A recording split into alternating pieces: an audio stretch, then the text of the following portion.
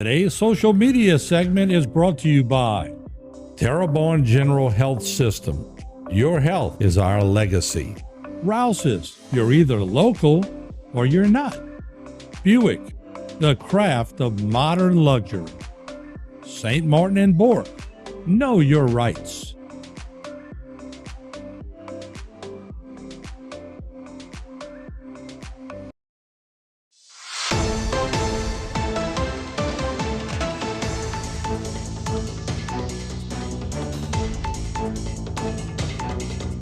Hello and welcome to this edition of Bayou Time. I'm your host, Keith Weissite, licensed clinical social worker with Terrebonne Home Care. Very glad you're joining us. However you may be joining us, we appreciate it very, very much. And you know, when we were little and everybody was kind of talking about what they wanted to do when they grew up, and one said a police officer and the other one said a firefighter.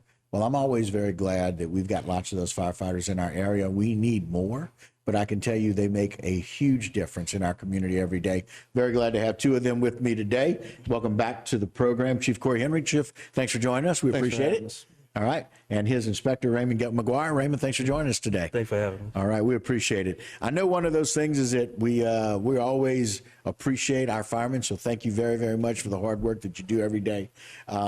But one of these things is we always need to remind people about safety in their home. Mm-hmm. Chief, let's talk a little bit about what people can do for their battery safety at their home. A few things you need to just keep in mind when you're going to be charging your devices. It seems like everything's moving to some type of portable battery. Right. We need to make sure that we're using the right chargers for the right battery. That's something that we kind of see that, you know, if the charger fits, we seem to just use it on whatever battery that is, and that's not necessarily a good thing to do, especially these new lithium-ion batteries. Okay. So we just need to make sure that we have the right chargers and the battery's in good shape. And once we do that, we want to make sure when we charge those things, it's not on anything combustible. Because if you remember, you plug your phone in, there's some heat that starts, or your iPad.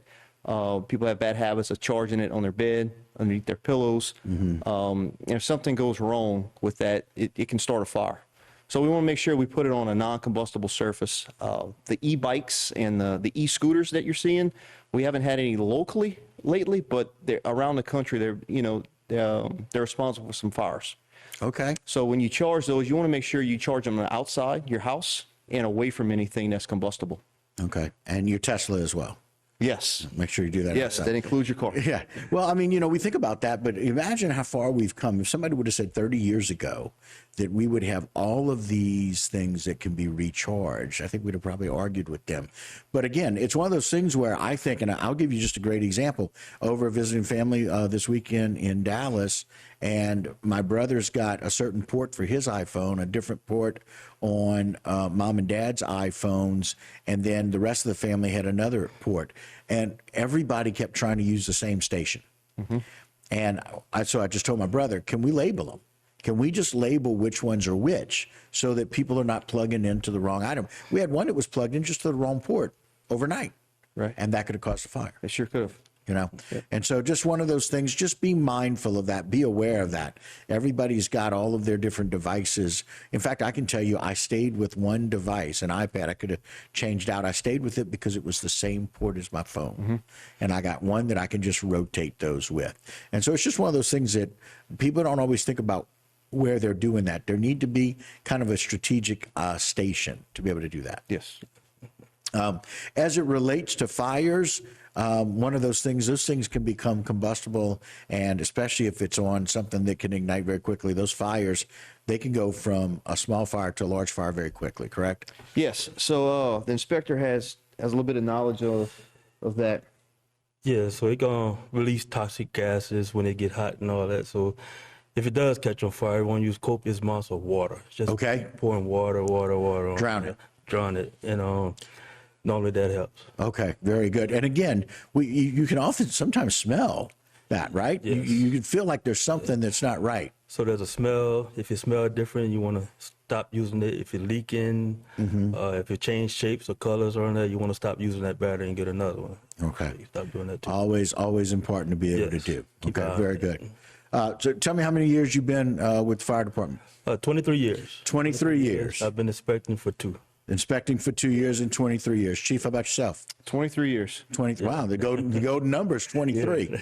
And if there's anything out there that you want to let people know about the fire department, what would you say? Raymond, we'll go with you first.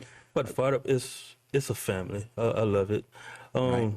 You see a lot of things that you don't want to see sometimes, you know, but the main part is a family. You got people that you're going to love, you grow up with, you live with them half your life, third of your life. Right. So I like the family part of it. Yeah. Chief, how about you? I like it. You serve a lot of different type people, Right. from all walks of life. It's interesting. It's shift work. You get paid for serving the public, which is I think it's kind of neat. And also there's a great benefit package. Okay. You know, our retirement's good. You can retire early if you start early. Right. And then you'll have benefits for your entire life. Yeah. Wow. If people were interested, because I know that there are people watching right now that may be kind of at the crossroads in their lives and they're not really sure what they want to do. They see the two of you with 46 combined years of service in the fire department. How could they get in touch with you guys and say that they want to join? So they can either call us 985-873-6391 and talk to our recruiter, training officer Mark Stevenson, or they can just look us up online, houmafire.com. Houmafire.com. Once you get to the webpage, there's directions on there on everything you need to do. Yeah.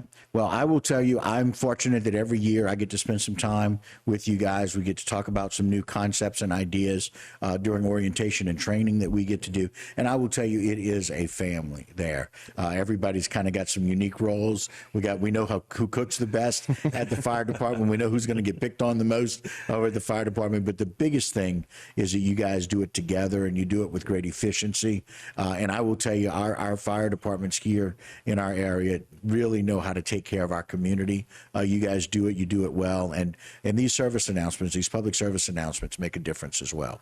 And so we're glad to be able to do that. I appreciate it. Thank you. Absolutely. Thank you. So thank y'all for your service, for your 46 years, for 2 years now, doing that as the inspector. And of course, Chief, all the ways that you've moved up in the ranks and have been able to do that. So thank y'all for serving our community. We'll see if we get some other people to help you do that. All right. Appreciate it. All Thank right, you. thanks for joining us. All right, guys, that'll do it for this particular segment. Don't go anywhere. A whole lot more Bayou time when we continue.